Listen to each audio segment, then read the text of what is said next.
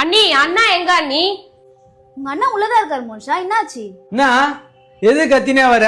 என்னண்ணா நீ அம்மா கிட்ட செஞ்ச நகையை திருப்பி கேட்டாச்சியா? ஆமாண்டா, தாய் மாமா செய்யற சீர்லாம் கணக்கிலே இல்ல. அந்த நகையை திருப்பி உன் பம்சனுக்கு போட சொல்றியே, உனக்கு அசிங்கமா இல்ல? இதெல்லாம் எனக்கு பிடிக்காது. தாய் மாமா சீர்னா உனக்கு ஃபர்ஸ்ட் என்னன்னு தெரியுமா? தங்கச்சிக்கு போட்ட சீரையும் நகையும் திருப்பி கேட்க கூடாது, அதான் தாய் மாமா சீரு. காலங்காலமா எல்லாரும் இததான் செஞ்சிட்டு இருக்காங்க, நீ தான் புதுசா திருப்பி கேட்டாமிச்சிருக்க. ரெண்டு பேரும் வாய மூடுங்க. ஃபர்ஸ்ட் தாய் மாமா சீர்னா உங்களுக்கு என்னன்னு தெரியுமா? அந்த காலத்துல அக்கா தங்கச்சிங்களுக்கு நகை போட்டு கல்யாணம் பண்ணி கொடுத்து தாய் மாமா சீர் செஞ்சது எதுக்கு தெரியுமா? அப்பம் பாட்ட சேர்த்து வச்ச சொத்தோ கடனோ நல்லதோ கெட்டதோ அந்த குடும்பத்தோட ஆண் வாரிசு தான் அனுபவிப்பாங்க.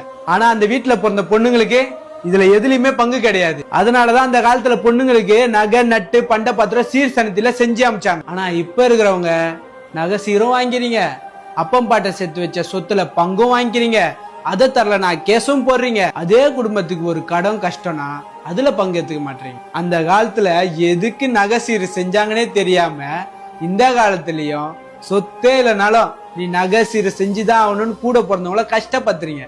ஓ, நீ சொல்றத பார்த்தா சொத்து இருக்கவங்க தான் தாய் மாமா சீர் செய்யணும் போலயே. என்னங்க அத்தை, அந்த காலத்துல சொத்து இருக்கவங்க தான் தாய் மாமா சீர் செஞ்சிருக்காங்க. நீங்க உங்க பையன் மேல என்ன சொத்து எழுதி வச்சிருக்கீங்க, தாய் மாமா சீர் கேட்க மாட்டீங்க? என்ன நாங்க கேக்குறது கரெக்ட் தானே? கரெக்ட்னா கமெண்ட்ல சொல்லுங்க. அப்புறம் தாய் மாமானா கடனை உடனே வாங்கி சீர் செஞ்சுதான் ஆகணும்னு சொல்றவங்களுக்கு இந்த வீடியோவை ஷேர் பண்ணுங்க.